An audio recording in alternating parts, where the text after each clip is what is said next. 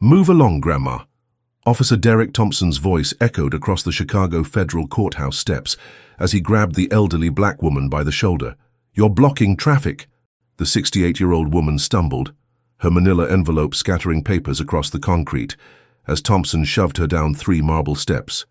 Passers-by gasped. Cell phones appeared. The woman hit the ground hard, her dignity shattered in front of dozens of witnesses. "I said move!" Thompson shouted, standing over her as she struggled to gather the scattered documents. "This ain't a nursing home." But as Judge Eleanor Washington slowly rose to her feet, brushing dust from her coat, something in her eyes made Thompson take a step back. The papers she was collecting weren't just any documents, they were federal indictments. 23 names, 23 badges, 23 careers about to end, and the woman Thompson had just assaulted. She wasn't just any grandmother. She was the retired federal judge who had spent 6 months building the corruption case that would destroy Thompson's entire department. The envelope he'd just helped scatter contained evidence of police brutality, planted drugs, stolen money, and systematic abuse that reached the highest levels of Chicago law enforcement. Thompson had no idea he'd just committed felony assault against the one person in Chicago with the power, and now the personal motivation, to bring his entire world crashing down. What happened in the next hour wouldn't just end Thompson's career. It would expose the largest police corruption scandal in Chicago history and prove that sometimes justice comes wearing the most unexpected disguise. Judge Eleanor Washington had arrived at the Everett McKinley Dirksen United States Courthouse at exactly 9:15 a.m. on that crisp October morning. The imposing federal building on South Dearborn Street stood as a monument to justice, 30 floors of limestone and granite, where she had presided over some of the most significant cases in Illinois history. But today she wasn't here as Judge Washington. Today she was simply Eleanor, a 68-year-old retired woman carrying the weight of 6 months' investigation in a manila envelope, walking slowly up steps she had climbed thousands of times before. The arthritis in her knees made each step deliberate. Her grey wool coat, simple black purse and sensible walking shoes gave no hint of the judicial authority she had wielded for 4 decades. To anyone watching, she was just another senior citizen navigating the steep courthouse entrance. Derek Thompson had been watching. 8 years of courthouse security had given him a particular disdain for what he called time wasters. Elderly citizens moving too slowly, tourists asking too many questions, anyone who didn't move with the crisp efficiency he demanded from his domain. "Some people think they own the place," Thompson muttered to his partner, Officer Rodriguez, as they watched Eleanor's careful ascent, blocking the whole damn walkway. Rodriguez, newer to the detail and still uncomfortable with Thompson's aggressive style, shifted nervously. "She's just an old lady, Derek. Give her a minute." "A minute turns into 5, 5 turns into 10, and suddenly we got a traffic jam," Thompson replied, his hand already moving toward his radio. "Time to clear the path." What Thompson didn't know, what he couldn't have known, was that Eleanor Washington had been preparing for this moment since March, when Detective Maria Santos first approached her about irregularities in several cases that had come before her bench. Santos had been subtle at first. A question about evidence handling here, a concern about witness testimony there. But as the months progressed, the pattern became undeniable. Police reports that didn't match video evidence. Confessions that seemed too convenient. Drug busts with quantities that somehow decreased between arrest and booking. Eleanor had spent her entire career recognizing the signs of corruption. She'd seen how it started small, a minor evidence discrepancy here, a questionable arrest there, before metastasizing into something that poisoned entire departments. And now, looking at the documentation Santos had carefully compiled, she could see the cancer had spread further than anyone imagined. 23 officers, spanning 8 years. Involving everything from planted evidence to stolen confiscated money to outright brutality, covered up by falsified reports. And at the center of it all, a network of senior officers who had turned law enforcement into personal profit and power schemes. The envelope in Eleanor's hands contained federal charges that would dismantle this network entirely. She had spent the morning reviewing each count, each piece of evidence, each carefully documented violation of civil rights and federal law. This wasn't just about bad policing. This was about systematic abuse of power that had destroyed lives and shattered community trust. As Eleanor reached the halfway point of the courthouse steps, Thompson's patience ran out. "Ma'am," he called out, his voice carrying the authoritative edge he'd perfected over years of crowd control. "You need to move faster or step aside." Eleanor heard him but didn't respond. She was focused on the weight of the envelope, the significance of what she was about to file, the knowledge that once these documents were submitted, there would be no going back. Thompson's frustration flared. In his mind, he was maintaining order, keeping the courthouse functioning efficiently. He had no way of knowing that the woman he was targeting had authored some of the very federal precedents that governed his behavior as a law enforcement officer. "Hey!" Thompson's voice grew sharper as he started moving toward her. "Grandma, I'm talking to you!" Eleanor stopped, turned slightly, and looked at the approaching officer. In that moment, something sparked in her eyes. Not fear, not submission, but a recognition of exactly what she was witnessing. Here was the same attitude, the same dismissive contempt, the same abuse of authority that she had been documenting for months. But what they didn't realize was that this encounter was about to become evidence itself. Eleanor Washington's journey to this moment had begun 43 years earlier, when she first walked into Northwestern University School of Law as one of only 12 black women in her class. The daughter of a South Side mechanic and a hospital cleaning lady, she had grown up understanding that justice wasn't something you could take for granted. It was something you had to fight for, case by case, precedent by precedent. Her first cases as a public defender had opened her eyes to the realities of how law enforcement operated in Chicago's poorest neighborhoods. She'd seen clients beaten into confessions, evidence that mysteriously appeared and disappeared, and a system that seemed designed to presume guilt rather than innocence. But she'd also learned how to fight back, how to use the law itself as a weapon against injustice. When President Clinton nominated her to the federal bench in 1995, Eleanor brought that background with her. Her confirmation hearings had been contentious. Some senators questioned whether someone with her activist background could be impartial. Her response had been simple. Justice isn't activism. Justice is justice. For 28 years, Judge Washington's courtroom had been known for three things: meticulous attention to evidence, zero tolerance for prosecutorial misconduct, and an unwavering commitment to constitutional rights. She had overturned convictions based on illegal searches, sanctioned prosecutors who withheld evidence, and sent more than one police officer to prison for perjury. But she had also been fair. Police officers who testified honestly, even when it hurt their cases, found Judge Washington to be respectful and professional. Prosecutors who played by the rules discovered she was willing to impose serious sentences when the evidence warranted it.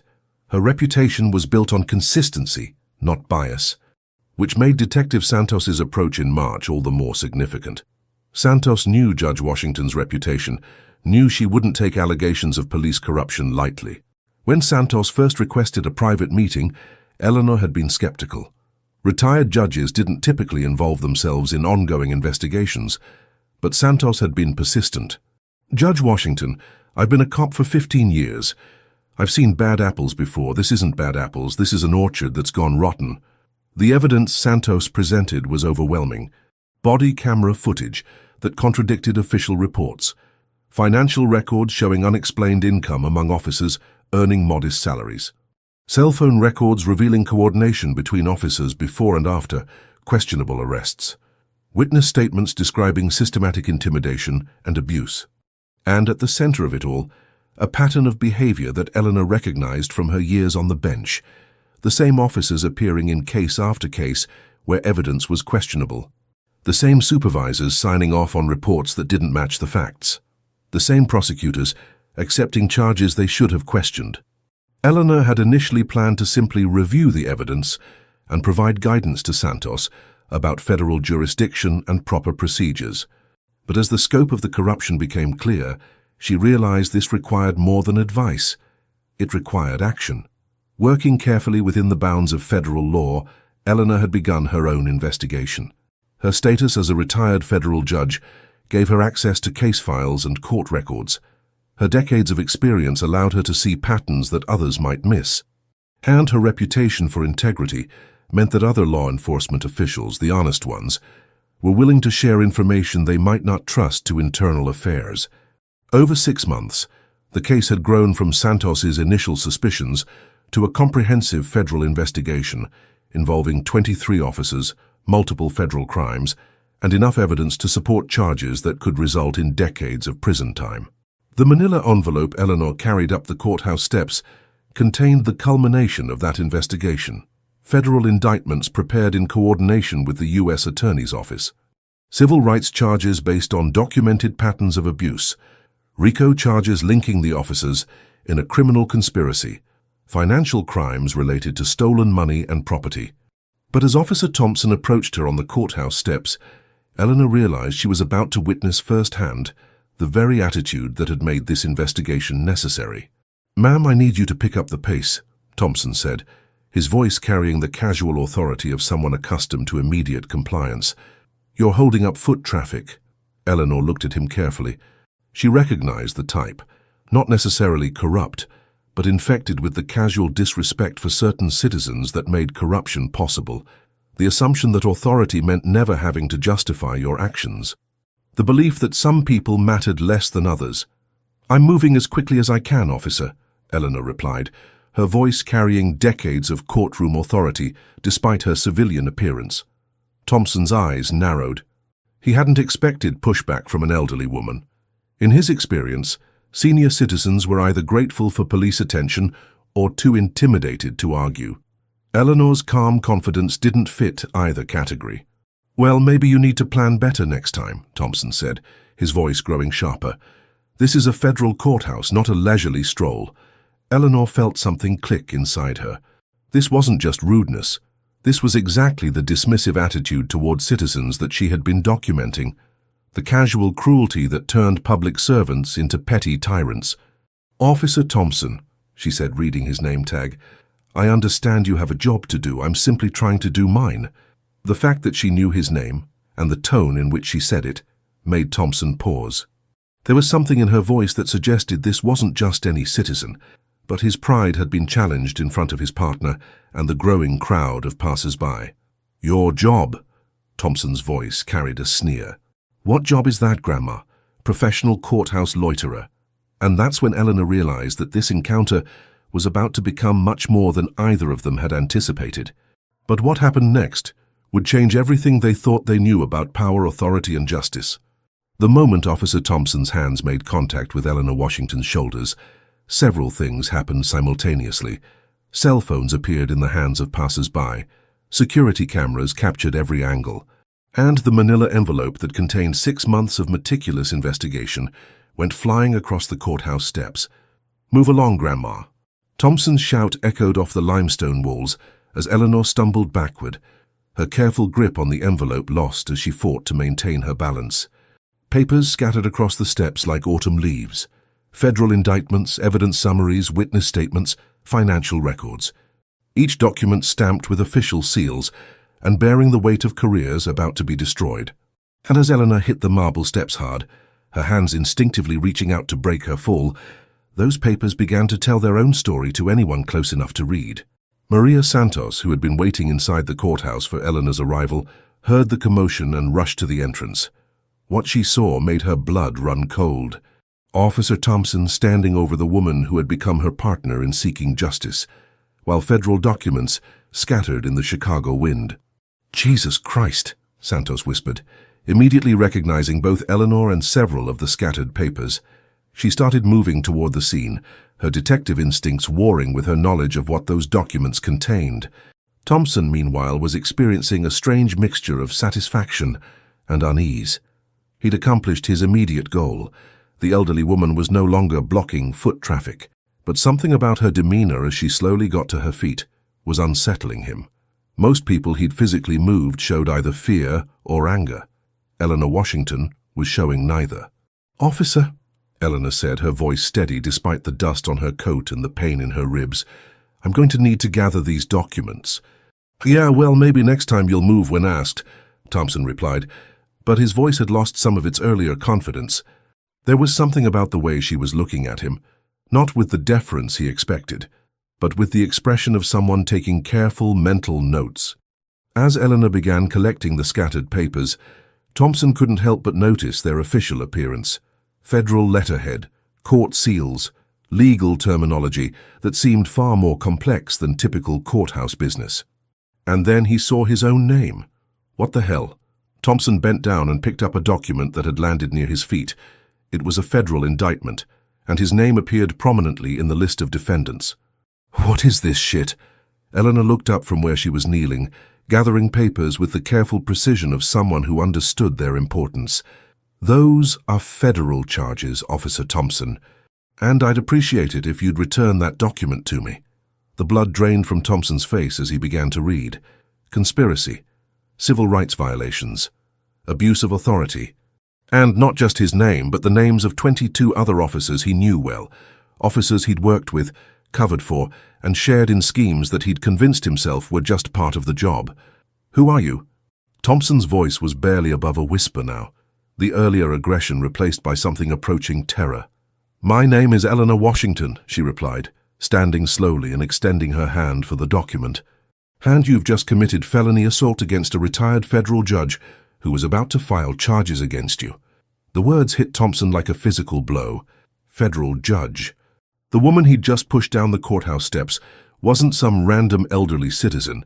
She was someone with the power to destroy his life. And based on the documents scattered around them, she'd apparently been planning to do exactly that, even before he'd given her additional motivation. Rodriguez, who had been hanging back during the initial confrontation, now stepped forward with growing alarm. He'd recognized some of the names on the documents as well, including his own supervisor, Sergeant Mitchell. Derek, what did you do? But Thompson was beyond hearing his partner. His mind was racing through the implications of what had just happened. Assault on a federal judge, in front of witnesses, on camera, while she was literally carrying documents charging him with federal crimes. It was like a perfect storm of career-ending stupidity. Eleanor continued gathering documents with methodical precision, but she was also taking note of everything happening around her. Thompson's obvious recognition of the charges, Rodriguez's growing panic, the crowd of courthouse employees and visitors who had witnessed the assault, the security cameras that had captured every moment. Detective Santos finally reached the scene, her badge visible as she approached. Judge Washington, are you hurt? The respectful tone and formal address from a clearly official person was not lost on Thompson. This wasn't just any retired judge. This was someone that active law enforcement treated with obvious deference and respect. I'm fine, Detective Santos, Eleanor replied, accepting help in collecting the last of the scattered documents, though I believe we may need to add additional charges to our filing. Thompson's legs nearly gave out. Additional charges. The federal case against him had just gotten worse because of his own actions. Actions that had been witnessed by dozens of people and recorded by multiple cameras. Judge Washington, Santos said, glancing meaningfully at Thompson, perhaps we should move this conversation inside. Eleanor looked at Thompson one final time, her expression not angry or vindictive, but simply professional, like a judge taking the measure of a defendant who had just made his situation significantly worse. Officer Thompson, she said, her voice carrying the quiet authority of someone who had spent decades commanding respect in federal courtrooms. I suggest you contact a lawyer. You're going to need one. As Eleanor and Santos walked toward the courthouse entrance, Thompson stood frozen on the steps, still holding one of the scattered documents. Around him, courthouse employees and visitors were pulling out phones, making calls, sharing what they had just witnessed. In the span of 5 minutes, Thompson had transformed himself from a defendant in a federal corruption case to someone facing additional charges of assaulting a federal judge. And the woman he'd attacked? She was about to file documents that would begin the systematic dismantling of everything he thought he knew about his job, his colleagues, and his future. But what they didn't realize was that this was just the beginning. Word traveled through the Dirksen Federal Courthouse like wildfire. Judge Eleanor Washington, retired but still legendary, had been physically assaulted on the courthouse steps by a security officer who was apparently already under federal investigation. The implications sent shockwaves through every level of the building's hierarchy. U.S. Marshal Jennifer Crawford was among the first to respond. Crawford had served under Judge Washington's jurisdiction for 12 years before the judge's retirement, and she knew Eleanor's reputation for both fairness and toughness. The idea that someone had laid hands on Judge Washington was not just personally offensive. It was an attack on the federal judicial system itself. "Where is she?" Crawford demanded as she strode through the courthouse lobby, her deputy marshals flanking her with grim expressions. "Conference room 3A with Detective Santos," replied Courthouse Administrator David Kim, who was still processing what had happened. "Marshal Crawford, this is a nightmare." The optics are the least of our problems," Crawford interrupted. "Someone just committed felony assault against a federal judge while she was conducting official business. This isn't about public relations. This is about the rule of law." Meanwhile, in conference room 3A, Eleanor was methodically arranging the scattered documents back into proper order, while Detective Santos briefed her on the immediate security implications. "Judge Washington, I need to know if you feel threatened," Santos said. "If Thompson was willing to physically assault you before he knew who you were, we have to consider what he might do now that he knows about the charges." Eleanor paused in her document review. "Detective, in 40 years of judicial service, I've faced death threats from organized crime figures, domestic terrorists, and corrupt officials who had far more to lose than Officer Thompson. I'm not going to start being intimidated by a courthouse security guard." "But this is different," Santos insisted. "Thompson knows he's facing federal charges, and he knows you're the source. Desperate people do desperate things." Eleanor's phone buzzed with an incoming call. The caller ID showed Chief Judge Patricia Morrison, her successor and longtime colleague. Eleanor had been expecting this call. "Pat," Eleanor answered. "Eleanor, what in God's name happened out there?" Chief Judge Morrison's voice carried a mixture of concern and barely controlled anger. "I've got half the courthouse in panic mode, and the other half ready to lynch a security officer. Someone who apparently doesn't understand the concept of federal authority decided to physically remove what he thought was an inconvenient elderly woman," Eleanor replied calmly. "It didn't go as he planned. Are you hurt? Do you need medical attention?" "I'm fine, Pat. Bruised ribs and wounded dignity, but nothing that won't heal." "Eleanor, I need you to know that this courthouse is treating this as an attack on the federal judiciary. Marshal Crawford is mobilizing a full response. This isn't going to be handled quietly." Eleanor understood the implications. Federal judges, active or retired, were protected under specific statutes that made any assault a serious federal crime. Thompson's spontaneous decision to push her down the courthouse steps had escalated from simple assault to an attack on the federal government itself. Back on the courthouse steps, Thompson was experiencing his own crisis of understanding. Other courthouse security officers had arrived, along with federal marshals, Chicago police supervisors, and what appeared to be half the building's administrative staff. Everyone was treating the scene like a major incident, which made Thompson realize that his understanding of what had just happened was seriously inadequate. "Thompson!" The voice belonged to Security Chief William Foster, Thompson's ultimate supervisor, and a man who understood courthouse politics better than anyone. "Conference room now."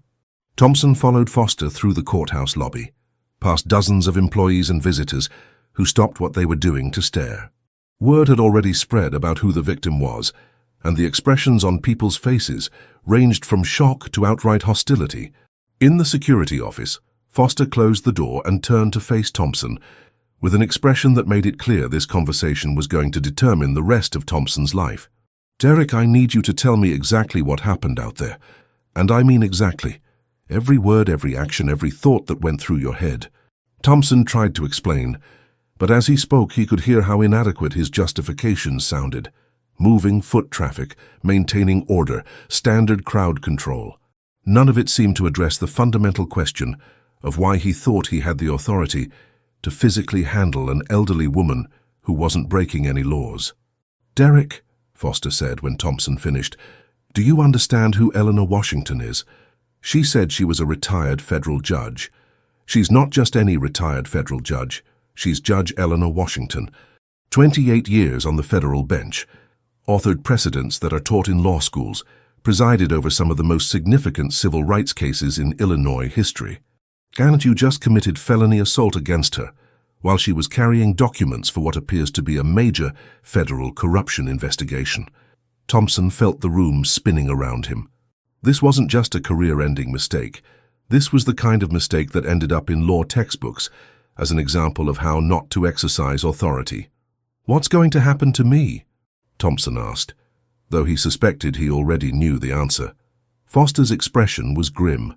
Derek, you've been a courthouse security officer for 8 years. You should know what happens when someone commits federal assault. You're going to be arrested, charged, and prosecuted to the fullest extent of federal law, and that's if Judge Washington doesn't decide to add civil rights charges based on the manner of the assault. But I didn't know. That's exactly the problem, Foster interrupted. You didn't know and you didn't care. You saw an elderly black woman moving slower than you wanted, and you decided that gave you the right to put your hands on her. That attitude is exactly what's wrong with law enforcement today. As Thompson sat in Foster's office, contemplating the ruins of his career, Eleanor Washington was in Conference Room 3A, adding his name to a federal indictment that was about to become the largest police corruption case in Chicago history. But what neither of them realized was that this incident was about to trigger consequences that would extend far beyond Thompson's individual fate. The assault on Judge Washington was about to become the catalyst for a complete transformation of how law enforcement operated in Chicago. And the woman Thompson had dismissed as just another elderly citizen was about to demonstrate exactly why she had been one of the most respected federal judges in the country. The evidence was organized. The charges were prepared. And now, thanks to Thompson's assault, Judge Washington had both the legal authority and the personal motivation to see that justice was not just served, but served completely. The real reckoning was about to begin. The federal charges that Eleanor Washington was about to file represented 6 months of the most comprehensive police corruption investigation in Chicago's history. But the story began much earlier, with Detective Maria Santos watching her colleagues destroy lives with impunity. Santos had joined the Chicago Police Department 15 years earlier with the same idealistic motivations that drove most rookie cops. She wanted to serve her community, protect the innocent, and uphold justice. For the first decade of her career, she'd been able to maintain that idealism despite the cynicism that infected many long-term officers. But something had changed in recent years. Santos began noticing patterns that made her increasingly uncomfortable. Arrests where the evidence seemed too convenient. Suspects who claimed brutality but somehow never had witnesses. Drug busts where the quantities reported differed from what she'd personally observed. Financial assets seized from suspects that somehow never made it into evidence. The breaking point came during a raid in March, when Santos watched Officer Marcus Webb plant a bag of cocaine in a teenager's backpack while 2 other officers created a distraction. When Santos confronted Webb afterward, his response chilled her to the bone. "Look, Santos, the kid's a dealer. Everyone knows it. We're just making sure the charges stick this time." But he didn't have drugs on him. He did after we found them. That's all that matters. Santos realized she was witnessing something far more systematic than individual bad judgment. This was organized corruption, with an established methodology and group participation, and based on conversations she overheard, it had been going on for years. Over the following weeks, Santos began documenting everything she witnessed. Photos of evidence tampering, recordings of conversations about dividing seized money, financial records showing officers living beyond their means. A pattern of behavior that implicated not just patrol officers, but supervisors, detectives, and even some administrative personnel. But Santos also understood that internal affairs investigations of police corruption had a history of protecting the guilty while destroying the careers of whistleblowers. She needed someone with the legal knowledge, federal connections, and institutional authority to handle evidence that could withstand scrutiny and ensure accountability. That's when she thought of Judge Eleanor Washington. Every cop in Chicago knew Judge Washington's reputation. She was fair but uncompromising, respectful of law enforcement, but intolerant of misconduct. Officers who testified honestly in her courtroom found her professional and even supportive, but those who perjured themselves or violated constitutional rights discovered that Judge Washington's sense of justice was absolute.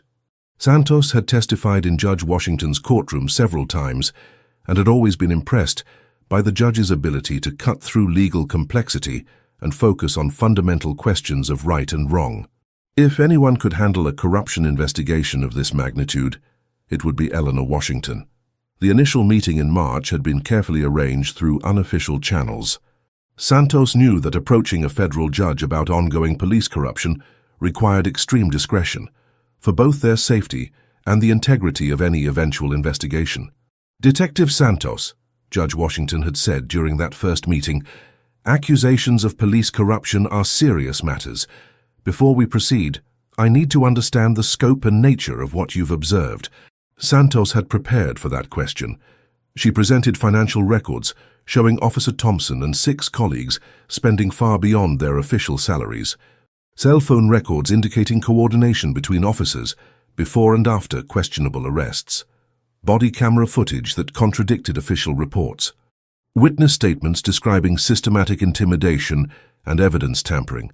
But most damning was the organizational structure Santos had identified. This wasn't random corruption by individual officers. It was a coordinated network with established protocols for sharing stolen money, covering up misconduct, and intimidating anyone who might report their activities. "Judge Washington," Santos had concluded, "this involves at least 20 officers, probably more. They're stealing money, planting evidence, falsifying reports, and using their authority to run what amounts to a criminal enterprise. And based on what I've seen, it's been going on for at least 5 years." Eleanor had listened carefully, taking notes and asking the kind of probing questions that demonstrated her understanding of both legal procedure and police operations. When Santos finished her presentation, the judge had been quiet for several minutes. "Detective, what you're describing constitutes multiple federal crimes: civil rights violations, conspiracy, racketeering, theft of federal funds. If even half of what you've documented is accurate, we're looking at RICO charges against a substantial portion of your department." "I know, Judge. That's why I came to you. This is bigger than anything internal affairs can handle." Eleanor had agreed to review the evidence, but with strict conditions. Everything had to be documented according to federal standards. Witness statements had to be obtained legally. Financial evidence had to be verified through official channels, and Santos had to understand that once they began a federal investigation, there would be no turning back. Over the following months, the case had grown far beyond Santos's initial documentation. Working with federal investigators and the U.S. Attorney's Office, they had identified a corruption network involving 23 officers across multiple units and ranks. If you believe that no one, no matter their badge or authority, should be above the law, type justice below. The evidence was overwhelming. Financial records showing officers purchasing homes, cars, and luxury items far beyond their official income. Cell phone data revealing coordination of criminal activities. Video evidence of evidence tampering, money theft and witness intimidation, and testimony from citizens whose lives had been destroyed by false arrests, planted evidence, and police perjury. But perhaps most damning was the cultural evidence, recordings and messages, showing that this corruption had become normalized within certain units. Officers joked about tax collection from drug dealers. They shared tips on evidence-planting techniques. They maintained lists of reliable witnesses who would testify to whatever version of events the officers needed. Thompson's assault on Judge Washington had been captured on multiple cameras and witnessed by dozens of people. It represented the same casual abuse of authority that characterized the entire corruption network. The assumption that certain people could be treated with impunity, the belief that authority meant never having to justify your actions, the conviction that badges provided immunity from consequences. As Eleanor organized the scattered documents in Conference Room 3A, she realized that Thompson's attack had provided something she hadn't expected, a perfect illustration of the mindset that made systematic corruption possible.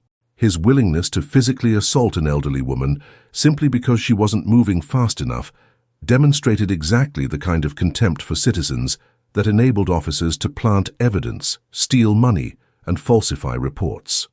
"Detective Santos," Eleanor said, looking up from the documents, "I think Officer Thompson just provided us with the final piece of evidence we needed." "What do you mean?" "I mean that his assault on me, captured on camera and witnessed by dozens of people, demonstrates the exact pattern of behavior we've been documenting. Contempt for citizens, abuse of authority, and the assumption that badges provide immunity from consequences." Santos understood immediately.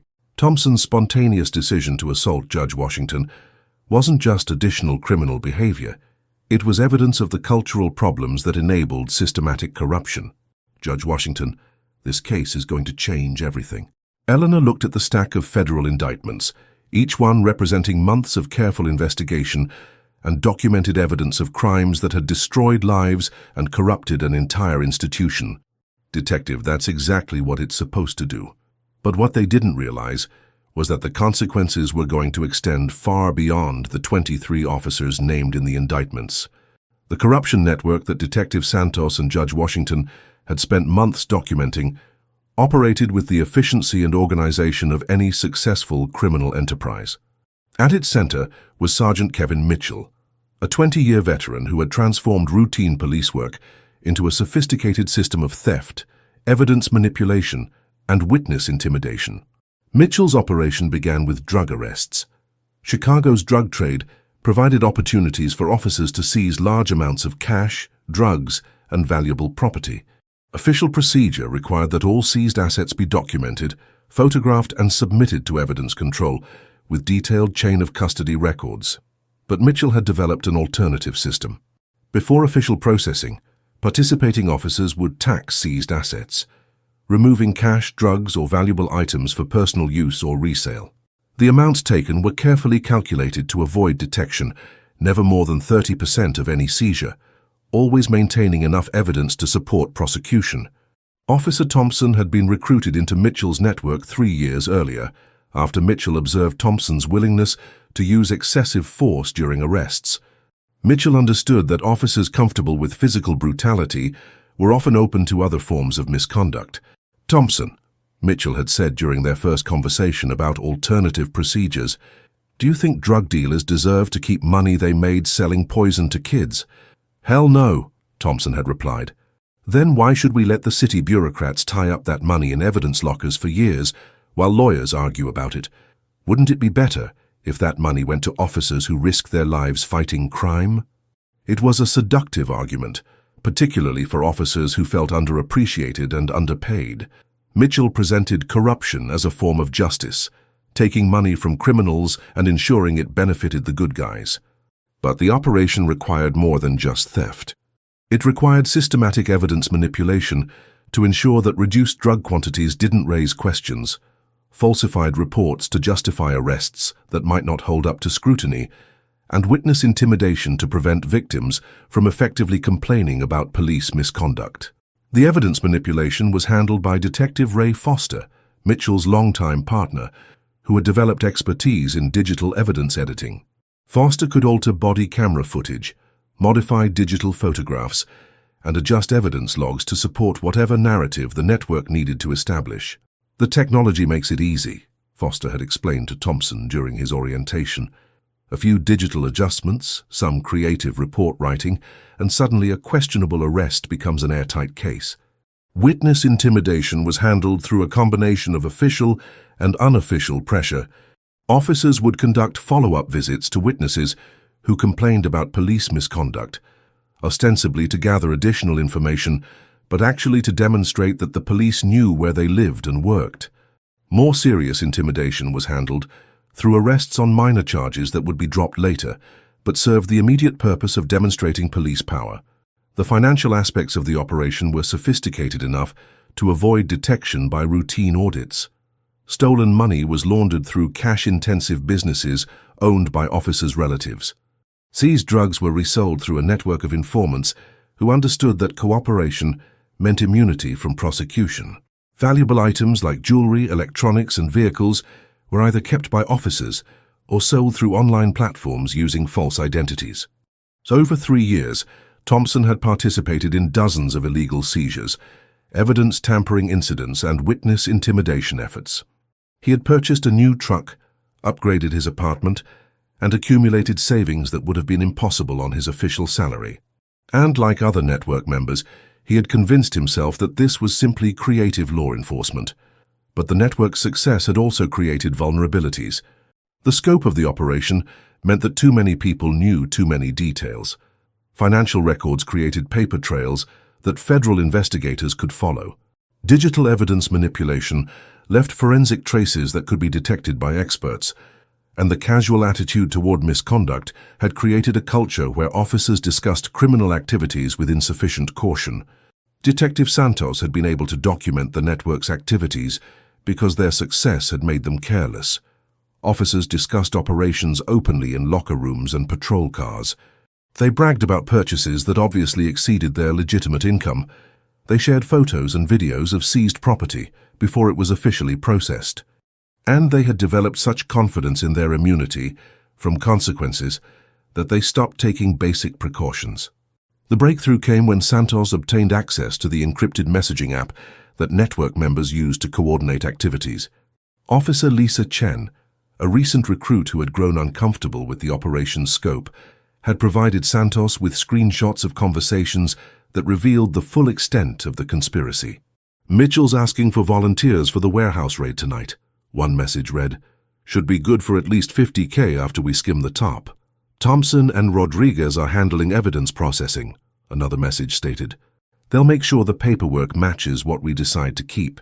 Foster says he can edit the body cam footage to remove the part where Martinez went off script," a third message revealed. "But we need to get our story straight first." These messages, combined with financial records, video evidence, and witness testimony, had allowed federal investigators to build RICO cases against 23 officers. The charges included conspiracy, civil rights violations, theft of federal funds, evidence tampering, perjury, witness intimidation, and money laundering. But the network's corruption had extended beyond financial crimes. Several officers had used their authority to settle personal grievances, targeting ex-girlfriends, business rivals, and anyone who had disrespected them. They had planted evidence to ensure convictions in cases where they believed suspects were guilty, but evidence was insufficient. They had provided protection to certain criminals in exchange for information and money. Most troubling was the discovery that the network had actively recruited officers based on their willingness to engage in misconduct. They targeted officers with financial problems, personal grievances against the department, or attitudes that suggested flexibility regarding legal procedures. New recruits were gradually introduced to corruption through minor violations before being trusted with more serious crimes. Thompson's recruitment had followed this pattern. Mitchell had first asked him to forget to document small amounts of cash found during searches. Then Thompson had been asked to adjust his testimony slightly to ensure convictions. Eventually, he was participating in evidence planting, witness intimidation, and systematic theft. "The key," Mitchell had explained, "is understanding that the system is rigged against cops. The courts tie our hands with technicalities. The politicians won't give us the resources we need. The community doesn't appreciate what we do, so we have to take care of ourselves." This rationalization had allowed network members to convince themselves that their crimes were actually forms of justice. They weren't stealing. They were collecting taxes from criminals. They weren't planting evidence. They were ensuring that guilty people faced consequences. They weren't intimidating witnesses.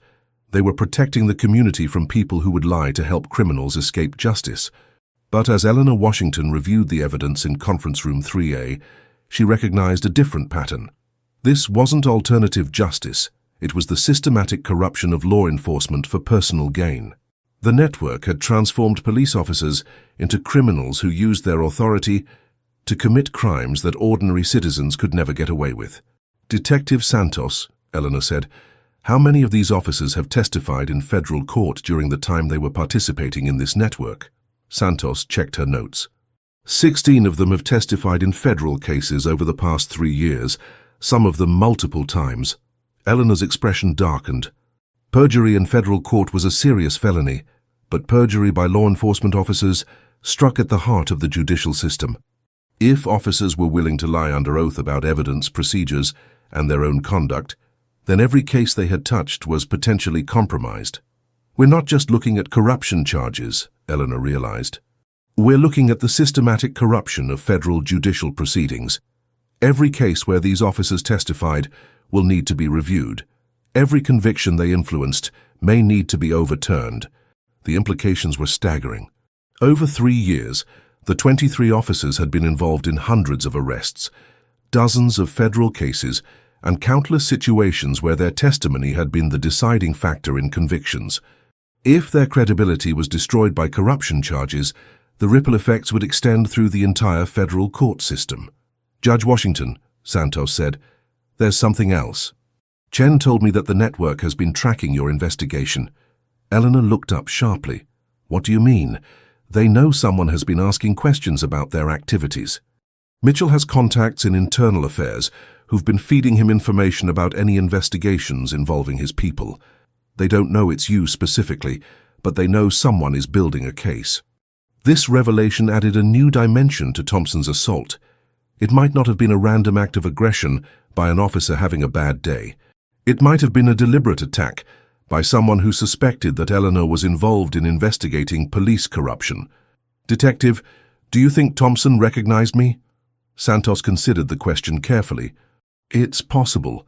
Your photo has been in the newspapers enough times that any officer might recognize you. And if the network has been worried about federal investigation, they might have been particularly alert to your presence at the courthouse. Eleanor realized that Thompson's assault might have been an attempt at intimidation rather than casual brutality. If he had recognized her as a federal judge asking questions about police corruption, his decision to physically assault her might have been intended to send a message about the consequences of interfering with their operation. But if that had been Thompson's intention, he had seriously miscalculated. Rather than intimidating Eleanor, the assault had provided her with additional evidence of the culture that enabled systematic corruption. And rather than discouraging federal investigation, it had given federal prosecutors a clear-cut case of assault on a federal judge that would generate massive public attention. Detective Santos, Eleanor said, organizing the last of the scattered documents, I think Officer Thompson just guaranteed that this investigation will receive the resources and attention it deserves. As Eleanor prepared to file the federal charges that would begin the systematic dismantling of Chicago's largest police corruption network, she understood that Thompson's assault had transformed the case from a routine corruption investigation into a national story about law enforcement accountability. The 23 officers who had spent years convinced of their immunity from consequences were about to discover that justice, when properly applied, recognized no badges, no uniforms, and no excuses. But what they didn't realize was that this was only the beginning. News of Judge Eleanor Washington's assault spread through Chicago's law enforcement community like wildfire, but the reactions varied dramatically depending on which side of the corruption divide officers found themselves on. At Chicago Police Headquarters, Superintendent Maria Gonzalez was dealing with a crisis that threatened to destroy her administration's credibility. Gonzalez had been appointed 18 months earlier with a mandate to reform the department's culture and restore community trust. The revelation that 23 officers had been operating a systematic corruption network under her watch was a devastating blow to those efforts. How the hell did we miss this? Gonzalez demanded during an emergency meeting with her senior staff. 23 officers, spanning multiple units, operating for years, and our Internal Affairs Division had no idea. Internal Affairs. Commander Robert Hayes shifted uncomfortably. Hayes had been running Internal Affairs for 6 years, and the scope of the corruption network represented a massive failure of oversight on his part. Superintendent. These officers were careful. They used encrypted communications, laundered money through external businesses, and maintained operational security that would challenge any investigation. They were careful enough to avoid internal affairs, but not careful enough to avoid a retired federal judge and one detective. Gonzalez's voice carried the sharp edge of someone whose career was in jeopardy. That suggests our internal systems are either incompetent or compromised. The possibility that internal affairs had been compromised was particularly troubling. If Mitchell's network had sources within internal affairs, it meant that corruption extended even further than the original investigation had revealed. It also meant that honest officers who had tried to report misconduct might have been betrayed by the very system designed to protect them. Detective Santos had suspected internal affairs compromise for months. Several times, officers she was investigating had seemed to anticipate her questions or had prepared explanations for activities they shouldn't have known were under scrutiny. When Santos mentioned specific incidents to internal affairs, information about her inquiries somehow made its way back to the officers involved. Detective Santos, Internal Affairs Lieutenant Jennifer Park had said during one of their meetings, You need to be very careful about the accusations you're making. Officers talk, and if word gets out that you're investigating colleagues without solid evidence, it could affect your career. The warning had seemed professional at the time, but in retrospect, Santos realized it might have been an attempt to discourage her investigation. Park's suggestion that Santos was acting without solid evidence was particularly suspicious, given that Santos had provided detailed documentation of misconduct. Now, with federal charges filed and Thompson's assault making national news, the Internal Affairs Division was facing scrutiny that threatened to expose the full extent of systemic problems within Chicago police oversight. Meanwhile, at the federal level, U.S. Attorney Michael Patterson was dealing with a case that had suddenly become the highest-profile police corruption prosecution in the country. Patterson had initially planned to handle the Chicago police investigation as a routine corruption case, but Thompson's assault on Judge Washington had transformed it into a national story about law enforcement accountability. "We're not just prosecuting 23 corrupt officers anymore," Patterson explained to his senior prosecutors. "We're prosecuting a system that allowed those officers to operate with impunity while attacking the very symbol of federal justice." The optics were devastating for law enforcement. A security officer assaulting a retired federal judge while she was filing corruption charges created a narrative that perfectly illustrated the problems the justice system was trying to address. Thompson's actions had provided federal prosecutors with a living example of the contempt for authority and constitutional rights that characterized the entire corruption network. But the case also presented challenges. Defense attorneys would argue that their clients were being prosecuted more severely because of Thompson's unrelated assault. They would claim that federal authorities were using the attack on Judge Washington to justify excessive charges against officers who had committed lesser crimes. Patterson knew these arguments would fail in court, but they might resonate with juries sympathetic to law enforcement. The prosecution would need to demonstrate that the corruption charges were based on evidence independent of Thompson's assault, while also showing that Thompson's behavior was characteristic of the culture that enabled systematic misconduct.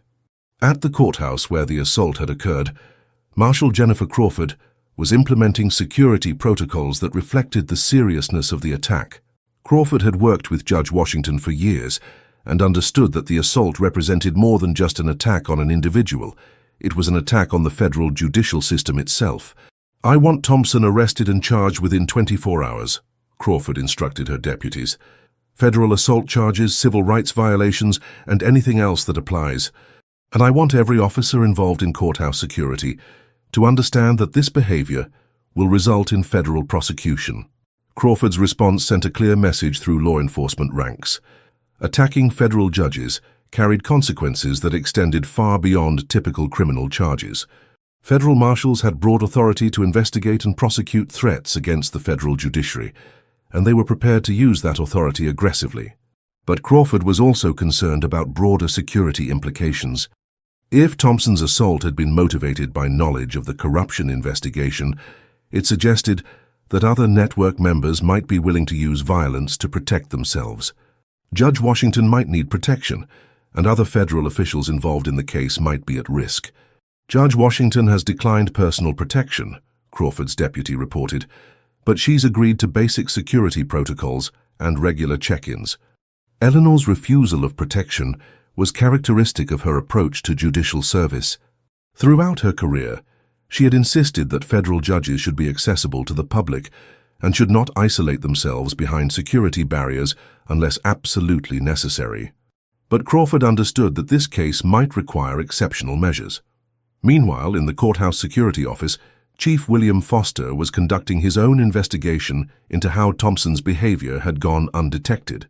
Foster had supervised courthouse security for 8 years, and Thompson's assault represented a failure of leadership that threatened Foster's own career. "I want every incident report involving Thompson for the past 3 years," Foster instructed his staff. "Every complaint, every use of force report, every situation where his conduct was questioned." The review revealed a pattern that Foster should have recognized earlier. Thompson had been involved in multiple incidents where he had used excessive force or inappropriate authority. Citizens had complained about his aggressive behavior, Other officers had expressed concerns about his attitude toward certain types of courthouse visitors, but Foster had dismissed these incidents as isolated problems, rather than recognizing them as evidence of systematic issues with Thompson's approach to law enforcement. The failure to identify and address Thompson's behavioral problems had culminated in an assault on a federal judge that would destroy multiple careers and damage the reputation of federal courthouse security nationwide. How did we miss this? Foster asked himself, echoing Superintendent Gonzalez's question. The answer was uncomfortable but clear. They had missed it because they hadn't been looking for it. Thompson's assault on Judge Washington wasn't an aberration. It was the logical culmination of years of unchecked aggression and contempt for citizens who didn't fit his definition of deserving respect. The same attitude that led him to assault an elderly black woman was the attitude that enabled him to participate in evidence planting, witness intimidation, and systematic theft. As the various systems responsible for law enforcement oversight began to grapple with the implications of Thompson's assault and the broader corruption investigation, one thing became clear. This case would force a complete re-evaluation of how police misconduct was identified, investigated, and prosecuted. But what they didn't realize was that the most significant consequences were still to come. By 3 p.m. on the day of the assault, video footage of Officer Thompson pushing Judge Eleanor Washington down the courthouse steps had gone viral across every major social media platform. The optics were devastating. A uniformed white officer physically attacking an elderly black woman who was later revealed to be a retired federal judge filing corruption charges against 24 police officers. CNN legal analyst Margaret Torres was among the first to recognize the story's significance. This isn't just about one officer's poor judgment, Torres explained during a live broadcast. This is about a culture of impunity that allows law enforcement officers to believe they can treat certain citizens with violence and contempt without consequences. The video had been captured by at least 6 different witnesses, each providing a different angle of Thompson's assault. The footage showed Eleanor's careful, deliberate movement up the courthouse steps, Thompson's aggressive approach, his verbal dismissal of her concerns, and the moment he physically shoved her backward down the marble steps. But perhaps most damaging was the audio, which clearly captured Thompson's contemptuous, "Move along, Grandma" comment before the assault. The phrase perfectly encapsulated the dismissive attitude toward elderly citizens and people of color that characterized much of the misconduct documented in the federal corruption investigation. Social media reactions were immediate and intense. "Justice for Judge Washington" began trending within hours, accompanied by thousands of posts expressing outrage at Thompson's behavior and support for Eleanor's investigation. Legal experts, civil rights advocates, and ordinary citizens shared the video with commentary that ranged from academic analysis to raw emotional responses. "This is what happens when we give badges to people who view certain citizens as less deserving of respect," wrote prominent civil rights attorney Benjamin Carter. Officer Thompson's assault on Judge Washington reveals the mindset that enables systematic police corruption. But the story's impact extended beyond social media. Major news networks interrupted regular programming to cover the assault and its connection to the broader corruption investigation. The combination of dramatic video footage, a sympathetic victim, and a corruption scandal involving 24 officers created a perfect storm of media attention. Chicago Mayor Rebecca Martinez found herself at the center of a media firestorm that threatened to define her administration's approach to police reform. Martinez had campaigned on promises to address police misconduct and rebuild community trust. But the revelation that a massive corruption network had operated undetected for years suggested that her reforms had been inadequate. "The assault on Judge Washington is unacceptable and will be prosecuted to the fullest extent of federal law," Martinez announced during a hastily organized press conference. But we cannot ignore the broader questions this incident raises about police culture, accountability, and the systems we have in place to prevent misconduct. Martinez's statement was carefully crafted to express appropriate outrage while avoiding admissions that could create legal liability for the city. But reporters weren't satisfied with political rhetoric. They wanted answers about how a corruption network involving 23 officers had operated without detection. "Madam Mayor," asked Chicago Tribune reporter David Kim, How can citizens trust that your administration is capable of reforming police culture when a corruption network this extensive was operating under your watch? The investigation that uncovered this network was initiated and conducted by federal authorities working with honest Chicago police officers, Martinez replied. It demonstrates that our systems for identifying and addressing misconduct are working. But Kim pressed further. The investigation was initiated by a single detective working with a retired federal judge, not by any city oversight mechanisms. Doesn't that suggest that your internal systems failed completely? Martinez's visible discomfort highlighted the political challenges created by the corruption scandal. City officials who had claimed credit for police reforms now faced questions about why those reforms had failed to prevent systematic misconduct. At the Chicago Police Department, Superintendent Gonzalez was dealing with a demoralized workforce and growing questions about departmental leadership. The revelation that 23 officers had been operating a corruption network had shaken the confidence of honest officers who wondered how extensive the problem really was. "Superintendent," asked Officer James Wilson during a department meeting, "how do we know this network was limited to 23 officers? If they were operating for years without detection, how many other networks might exist?" Gonzalez didn't have a good answer. The scope of Mitchell's network had been shocking precisely because it had operated without detection by departmental oversight systems. If one network could remain hidden for years, others might exist as well. "We're conducting a comprehensive review of all departmental procedures and oversight mechanisms," Gonzalez assured the officers. "Any misconduct that exists will be identified and addressed." But Wilson's question reflected broader concerns within the department. Honest officers worried that they would be viewed with suspicion because of their colleagues' crimes. They questioned whether departmental leadership had been complicit in allowing corruption to flourish, and they wondered whether their own careers would be damaged by association with a scandal they had nothing to do with.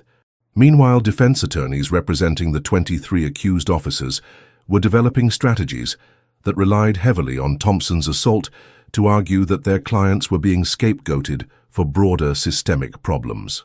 "Officer Thompson's assault on Judge Washington was unacceptable," argued defense attorney Patricia Walsh, "but it has created a media atmosphere that makes it impossible for my client to receive a fair trial.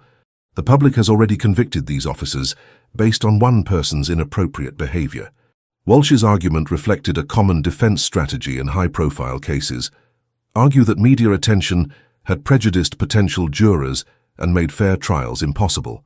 But federal prosecutors were confident that the evidence against the 23 officers was strong enough to survive any claims of media bias. "The evidence against these officers was gathered over months of careful investigation," explained Assistant U.S. Attorney Robert Chen. "Officer Thompson's assault doesn't change the financial records, video evidence, and witness testimony that document systematic corruption. But the media attention created additional challenges for prosecutors. Defense attorneys would scrutinize every aspect of the investigation, looking for procedural errors or constitutional violations that could be used to suppress evidence or dismiss charges. The public attention also meant that the trial would be closely watched by law enforcement agencies nationwide. The outcome would influence how police corruption cases were prosecuted across the country and would set precedents for holding officers accountable for systematic misconduct." As Eleanor Washington watched the media coverage from her home that evening, she reflected on how quickly Thompson's assault had transformed a routine federal corruption case into a national conversation about police accountability. "Detective Santos," Eleanor said during a phone call, "I think Officer Thompson just ensured that this case will receive the attention and resources it deserves. Judge Washington, the media attention is incredible. Every major network is covering the story." "Good," Eleanor replied. "Sunshine has always been the best disinfectant for corruption." But as Eleanor prepared for the legal battles ahead, she understood that media attention was a double-edged sword. While it would ensure that the corruption case received appropriate resources and public scrutiny, it would also create pressure for quick results and dramatic outcomes that might not serve the interests of justice. The real test would come in the courtroom, where evidence and legal procedures would matter more than public opinion and media narratives. But what Eleanor didn't realize was that the media attention was about to trigger consequences that extended far beyond the Chicago police corruption case. Within 48 hours of Thompson's assault on Judge Washington, the Department of Justice in Washington, D.C. had elevated the Chicago police corruption case to the highest levels of federal law enforcement priority. Attorney General Catherine Mitchell was personally briefing the president on a case that had evolved from routine corruption prosecution to a national symbol of law enforcement accountability. Mr. President, Attorney General Mitchell explained during the Oval Office briefing, the assault on Judge Washington has created an opportunity to demonstrate federal commitment to police accountability that extends far beyond this individual case. President Harrison understood the political implications immediately. Video footage of a white police officer assaulting an elderly black federal judge while she was filing corruption charges created a narrative that perfectly illustrated the need for federal intervention in local law enforcement problems. "What resources do we need to ensure this prosecution succeeds?" the president asked. "We're assigning our most experienced public corruption prosecutors to the case," Mitchell replied. "We're also coordinating with civil rights enforcement divisions to ensure that any constitutional violations are addressed comprehensively." The federal response reflected recognition that the Chicago case had implications extending far beyond the 23 officers charged with corruption. Law enforcement agencies nationwide were watching to see whether federal authorities would aggressively prosecute police misconduct or whether political considerations would moderate the government's response. At FBI headquarters in Chicago, Special Agent Sarah Rodriguez was leading a federal task force that had expanded far beyond the original corruption investigation. Rodriguez's team was now examining potential civil rights violations, federal court perjury charges, and organized crime implications of the corruption network. "This isn't just about stolen money anymore," Rodriguez explained to her team.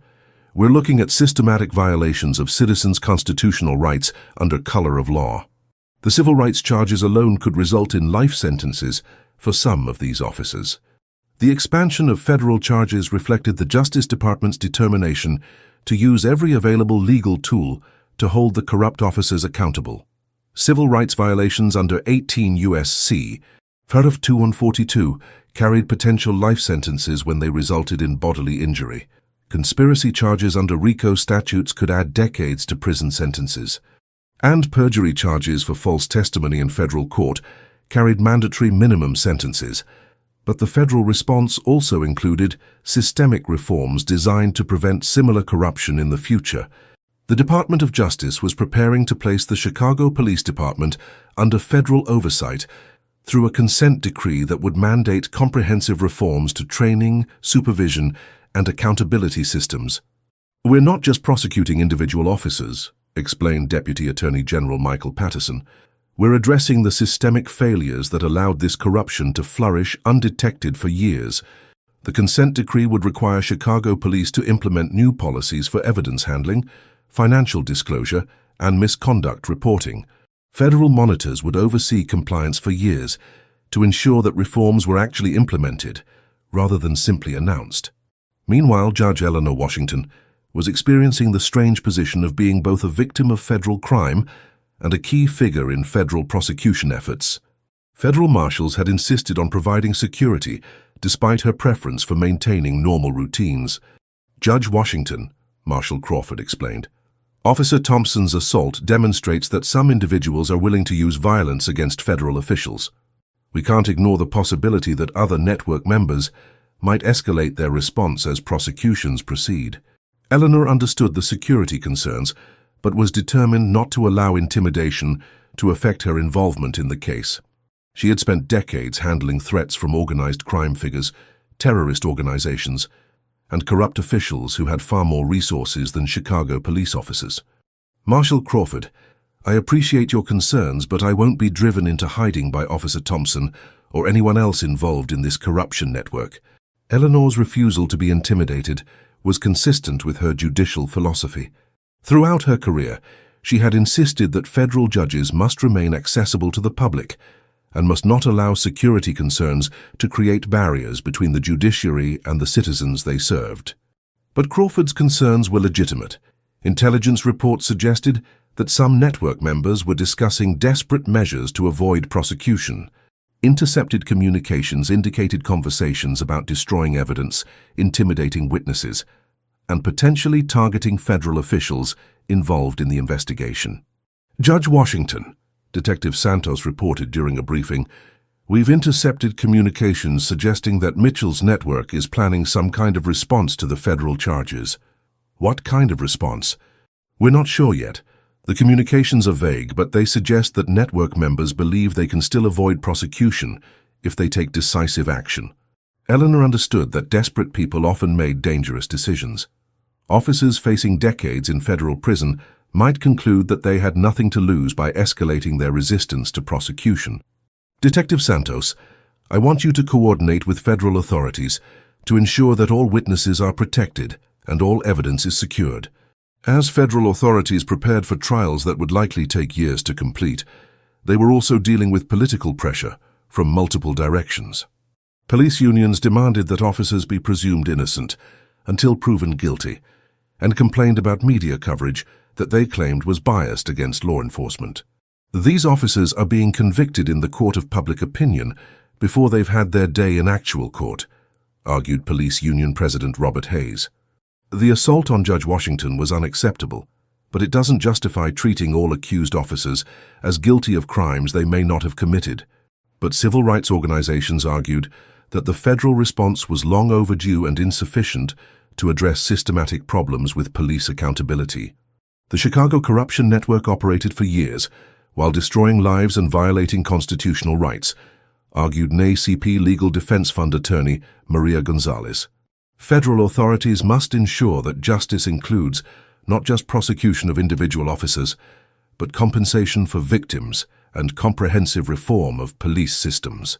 The competing pressures reflected broader national debates about police accountability, federal oversight of local law enforcement, and the balance between public safety and constitutional rights. As federal prosecutors prepared their cases against the 23 accused officers, they were confident that the evidence would support convictions on multiple charges. Financial records, video evidence, witness testimony, and digital communications provided overwhelming documentation of systematic corruption. But they also understood that defense attorneys would use every available strategy to avoid convictions, including arguments that federal prosecution was motivated by political considerations rather than legal evidence. The strength of our evidence will overcome any claims about political motivation, assured lead prosecutor Jennifer Park. Juries understand the difference between politics and proof. As the federal machinery of justice began processing the largest police corruption case in Chicago history, Eleanor Washington prepared for her role as both victim and symbol in a prosecution that would determine whether federal authorities were serious about law enforcement accountability. The assault that had scattered her documents across courthouse steps was about to trigger a federal response that would change how police misconduct was investigated and prosecuted nationwide. But what none of them realized was that the most significant consequences were yet to come. The first arrests began at dawn on a cold November morning, exactly 30 days after Thompson's assault on Judge Washington. Federal agents, working in coordination with honest Chicago police officers, executed simultaneous warrants at the homes and workplaces of 23 officers accused of corruption. The operation was designed to prevent evidence destruction and ensure officer safety, but it also sent a powerful message about federal commitment to prosecuting police misconduct. Each arrest was conducted with professional precision, but the symbolism was unmistakable. Federal authority superseded local law enforcement when constitutional rights were violated. Sergeant Kevin Mitchell, the alleged leader of the corruption network, was arrested at his suburban home while his neighbors watched federal agents escort him to a waiting vehicle. Mitchell's house, purchased on a police sergeant's salary but valued at $600,000, represented the kind of financial evidence that federal prosecutors would use to demonstrate corruption. Kevin Mitchell, you're under arrest for conspiracy, civil rights violations, theft of federal funds, and racketeering, announced FBI Special Agent Rodriguez as she placed handcuffs on the man who had orchestrated years of systematic corruption. Mitchell's response was silence, but his expression reflected the reality that his carefully constructed criminal enterprise was collapsing under federal investigation. The network that had operated with impunity for years was being dismantled by authorities who possessed resources and legal tools that local oversight had lacked. Officer Thompson was arrested at the courthouse, where he had assaulted Judge Washington, creating a symbolic completion of the cycle that had begun with his attack on federal authority. As federal marshals placed him under arrest, Thompson finally seemed to understand the full implications of his decision to push an elderly woman down courthouse steps. "Derek Thompson," Marshal Crawford announced, "you're under arrest for assault on a federal judge, civil rights violations, and conspiracy to violate federal law." Thompson's arrest was witnessed by the same courthouse employees and visitors who had seen his assault on Judge Washington. Their reactions ranged from satisfaction to amazement that someone who had seemed untouchable was finally being held accountable for his actions. Stories of courage and truth inspire people around the world. Comment your country and city below so we can see how far these powerful messages of justice are reaching. As news of the arrest spread, reactions throughout Chicago's law enforcement community varied dramatically. Honest officers expressed relief that corruption was finally being addressed, while others worried about the broader implications for police-community relations. "It's about time," said Officer Maria Santos, whose investigation had initiated the federal case. These officers weren't just stealing money, they were destroying the credibility of every honest cop in Chicago. But other officers expressed concerns about federal oversight and the precedent being set by aggressive prosecution of police misconduct. "Today it's corrupt cops. Tomorrow it might be any officer who makes a mistake," worried Officer James Wilson. "Federal authorities are treating all law enforcement like criminals." At Chicago Police Headquarters, Superintendent Gonzalez was implementing reforms designed to prevent future corruption while managing a demoralized workforce that was grappling with the revelation that systematic misconduct had flourished under departmental oversight. "These arrests represent a new beginning for the Chicago Police Department," Gonzalez announced during a press conference. "We're implementing comprehensive reforms to ensure that misconduct is identified and addressed before it can spread." The reforms included mandatory financial disclosure for all officers, enhanced oversight of evidence handling, improved training on constitutional rights, and new procedures for reporting suspected misconduct. But critics questioned whether administrative changes could address cultural problems that had enabled corruption to flourish. Meanwhile, federal prosecutors were preparing for trials that would likely take years to complete and would determine whether the criminal justice system could effectively hold law enforcement accountable for systematic violations of constitutional rights. "This case will set the standard for how police corruption is prosecuted nationwide," explained U.S. Attorney Patterson. "We're committed to ensuring that these prosecutions demonstrate federal resolve to protect constitutional rights, regardless of who violates them." The legal challenges were significant. Defense attorneys would argue that their clients were scapegoats for broader systemic problems. They would claim that federal prosecution was motivated by political considerations rather than legal evidence, and they would seek to suppress evidence based on procedural challenges to federal investigation methods. But prosecutors were confident that months of careful investigation had produced evidence that would withstand any legal challenge. Financial records, video documentation, witness testimony, and digital communications provided overwhelming proof of systematic corruption that extended far beyond individual bad judgment. Judge Eleanor Washington, observing the arrests from her home, reflected on the journey from Thompson's assault to federal prosecution of systematic corruption. The attack that had scattered her documents across courthouse steps had ultimately accelerated justice rather than preventing it. "Detective Santos," Eleanor said during a phone call, "I think we can be satisfied that justice is beginning to be served. Judge Washington, seeing these officers arrested feels like vindication for every victim of their corruption. Detective, this is just the beginning. The arrests are important, but the real test will be whether we can use this case to create lasting changes in how police misconduct is prevented and addressed." Eleanor understood that individual prosecutions, while necessary, were insufficient to address systematic problems with police accountability. The Chicago case needed to result in institutional changes that would prevent similar corruption in the future. As federal authorities processed the arrested officers through the criminal justice system, they were also beginning implementation of the consent decree that would place Chicago police under federal oversight for years to come. The consent decree represented recognition that prosecuting individual officers was only part of the solution to police misconduct. Comprehensive reform required changing policies, procedures, training, and culture in ways that would prevent corruption rather than simply punishing it after the fact. But as Eleanor prepared for her role as a witness in the trials that would follow, she understood that the most important outcome of Thompson's assault might not be individual prosecutions, but the national conversation about police accountability that the case had generated. The woman Thompson had dismissed as just another elderly citizen was about to help transform how America addressed law enforcement misconduct. The real revolution in police accountability was just beginning. 6 months after Thompson's assault on Judge Washington, the transformation of Chicago's police accountability systems was becoming visible throughout the department. The federal consent decree had mandated changes that extended far beyond simple policy revisions to fundamental alterations in how officers were trained, supervised, and held accountable for their actions. Federal Monitor Patricia Morrison, a former federal judge appointed to oversee implementation of the consent decree, was conducting her first comprehensive review of departmental progress. Morrison's team included constitutional law experts, police management specialists, and community representatives who brought different perspectives to the oversight process. The changes we're seeing go beyond compliance with federal requirements, Morrison reported during a public meeting.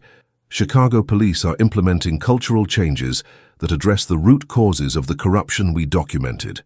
The transformation began with recruitment and training.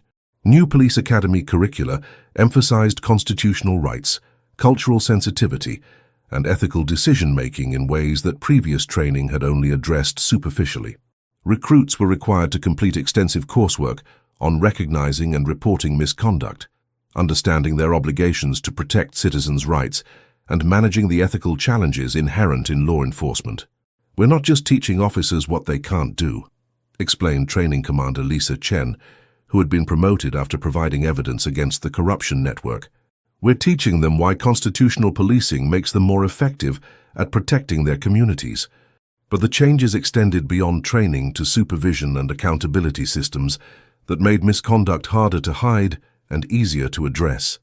New policies required supervisors to personally review all arrests involving force, evidence seizures, or citizen complaints.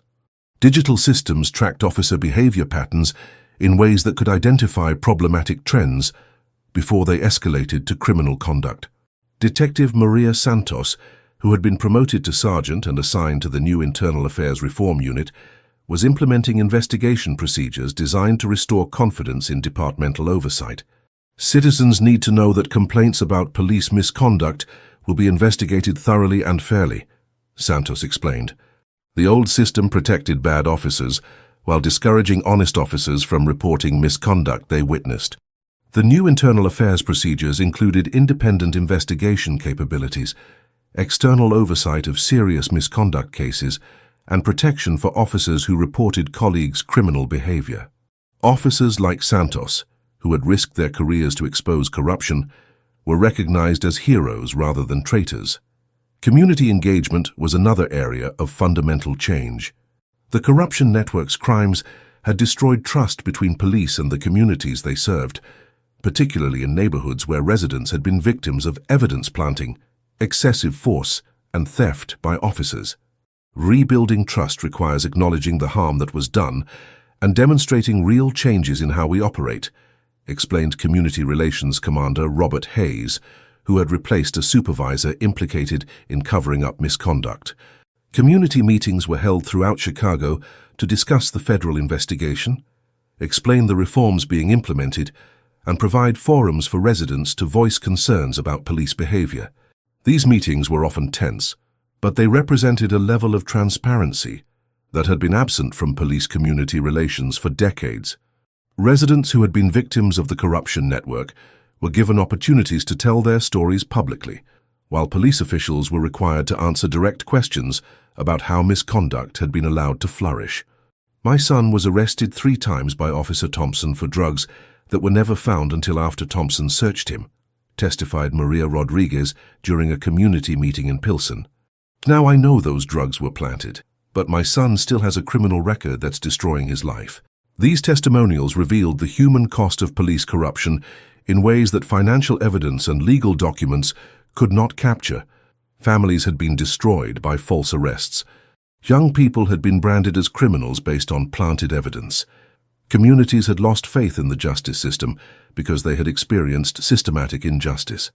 But the community meetings also provided opportunities for honest officers to demonstrate their commitment to constitutional policing and community service. Officers who had opposed the corruption network found themselves celebrated as examples of what law enforcement could be when it operated with integrity. Officer Santos risked everything to expose corruption that was destroying our community, said Reverend Michael Johnson during a community meeting.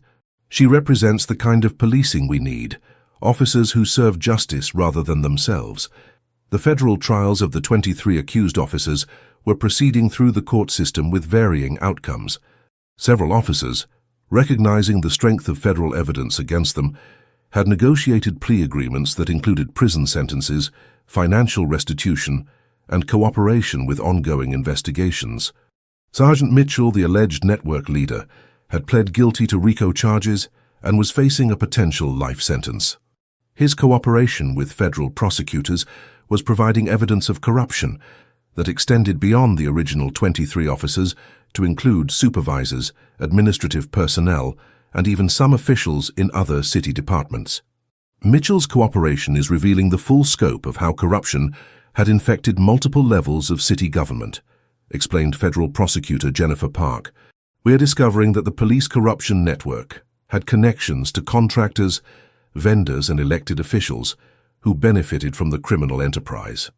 Officer Thompson, meanwhile, had refused plea negotiations and was preparing for trial on charges that included assault on a federal judge, civil rights violations, and conspiracy. His decision to maintain his innocence was complicated by video evidence of his assault on Judge Washington and financial records showing income that exceeded his legitimate salary. Thompson seems to believe that he can convince a jury that his actions were justified, observed legal analyst Margaret Torres. But video evidence of him pushing a federal judge down courthouse steps while she was filing corruption charges makes that a very difficult argument to sustain. Defense attorneys were arguing that their clients had been scapegoated for broader systemic problems that extended beyond individual misconduct. They claimed that federal prosecution was motivated by political pressure rather than legal evidence, and that media coverage had made fair trials impossible. But federal prosecutors were confident that months of careful investigation had produced evidence that would support convictions regardless of political considerations or media attention. The evidence speaks for itself, assured U.S. Attorney Patterson. Financial records, video documentation, witness testimony, and digital communications provide overwhelming proof of systematic corruption that no defense strategy can overcome. Judge Eleanor Washington, who would testify in Thompson's trial, was preparing for her role as both victim and symbol in a prosecution that had implications extending far beyond individual accountability. Detective Santos, Eleanor said during a preparation meeting, this trial will determine whether federal authorities are serious about protecting constitutional rights and judicial independence. Judge Washington, your testimony will be the most powerful evidence we have. Thompson's assault on you while you were filing corruption charges perfectly illustrates the contempt for law and authority that characterized the entire network. Eleanor understood that her testimony would carry symbolic weight beyond its legal significance. A retired federal judge describing her assault by a corrupt police officer would demonstrate the personal courage required to challenge systematic misconduct and the consequences faced by those who stood up to corruption. But Eleanor was also concerned about the broader implications of the case for police-community relations and the administration of justice. Detective, our goal shouldn't just be convicting individual officers. Our goal should be creating a system where corruption is prevented rather than simply punished after the fact. The Chicago case was being watched by law enforcement agencies nationwide as a test of whether federal authorities would aggressively prosecute police misconduct and whether comprehensive reforms could address cultural problems that enabled corruption. Early results were encouraging. Other police departments were implementing similar reforms voluntarily, rather than waiting for federal intervention. Training programs were incorporating lessons learned from the Chicago investigation, and federal prosecutors were using the Chicago precedents to pursue corruption cases in other jurisdictions. The Chicago case has become a model for how federal authorities can address systematic police misconduct, explained Justice Department Civil Rights Division Chief Robert Chen. We're seeing departments nationwide implementing reforms because they understand that federal oversight is the alternative to self-regulation. 2 years after Officer Thompson pushed Judge Eleanor Washington down the courthouse steps, the transformation of Chicago policing had become a national model for police accountability and reform. The incident that had begun as a moment of casual brutality had evolved into a comprehensive reformation of how law enforcement operated in America's third-largest city. The federal trials had concluded with convictions of 21 of the 23 accused officers. Thompson had been sentenced to 12 years in federal prison for assault on a federal judge, civil rights violations, and conspiracy. Sergeant Mitchell had received a life sentence under RICO statutes after additional evidence revealed that his corruption network had been responsible for dozens of false convictions and millions of dollars in stolen assets. But the most significant outcomes were the systematic changes that had emerged from the federal intervention. Chicago police now operated under oversight mechanisms that had transformed departmental culture in ways that made corruption significantly more difficult to initiate and impossible to sustain. The changes we've implemented go far beyond what was required by the federal consent decree, explained Police Superintendent Maria Gonzalez during a national conference on police reform. We've created a culture where officers understand that their primary obligation is protecting constitutional rights, not generating arrests or asserting authority. The transformation was visible in multiple metrics. Citizen complaints against police had decreased by 60%, while citizen satisfaction with police services had increased dramatically. Use of force incidents had declined by 40%, without any corresponding increase in crime rates. And perhaps most significantly, reports of misconduct by officers against their colleagues had increased by over 200%, indicating that the code of silence that had protected corrupt officers was being replaced by a culture of accountability. Detective Maria Santos, now Lieutenant Santos and head of the reformed Internal Affairs Division, was implementing investigation procedures that had restored public confidence in police oversight. Citizens now know that complaints about police misconduct will be investigated thoroughly, fairly and transparently, Santos explained. Officers know that covering up misconduct will be treated as seriously as committing misconduct. The new internal affairs procedures included independent investigation capabilities, external oversight of serious misconduct cases, mandatory reporting requirements for officers who witnessed colleague misconduct, and protection for officers who exposed criminal behavior by their colleagues. Community policing initiatives had rebuilt relationships between police and communities that had been devastated by years of corruption and abuse. Officers were assigned to specific neighborhoods for extended periods, allowing them to develop relationships with residents and understand community concerns in ways that brief patrol assignments had never permitted. Police officers are now seen as community members rather than occupying forces, explained Community Relations Coordinator Robert Hayes. Officers know the families they serve, understand the challenges their communities face, and work collaboratively to address problems rather than simply making arrests. The federal consent decree monitoring was scheduled to continue for 3 more years, but early assessments suggested that Chicago police had internalized reforms in ways that would continue regardless of federal oversight. Federal Monitor Patricia Morrison's final assessment was overwhelmingly positive. Chicago has demonstrated that comprehensive police reform is possible when there is commitment to change at every level of law enforcement and city government, Morrison reported. The transformation we've documented provides a roadmap for police accountability that can be replicated in other jurisdictions. Judge Eleanor Washington, now 70 years old, had become a national symbol of judicial independence and the courage required to challenge corruption regardless of personal consequences. Her assault by Officer Thompson had been transformed from a moment of personal victimization into a catalyst for systematic change that had improved policing nationwide. "Detective Santos," Eleanor said during a ceremony honoring their partnership in exposing corruption, "what began as an attack on federal authority has become a demonstration of federal authority's ability to protect constitutional rights. Judge Washington, your courage in pursuing this case, despite personal risks, has changed policing not just in Chicago, but across the country." Eleanor's role in the corruption investigation had extended far beyond her status as Thompson's victim. Her legal expertise, federal connections, and institutional authority had been essential to building cases that could withstand constitutional challenges and political pressure. But perhaps most importantly, Eleanor's decision to continue her investigation despite Thompson's assault had demonstrated that federal authority could not be intimidated by violence or threatened by corruption. The broader implications of the Chicago case were visible in police departments nationwide. Federal prosecutors were using Chicago precedents to pursue corruption cases in other jurisdictions. Police training programs were incorporating constitutional policing principles that had emerged from the Chicago reforms, and community organizations were demanding accountability mechanisms similar to those implemented in Chicago.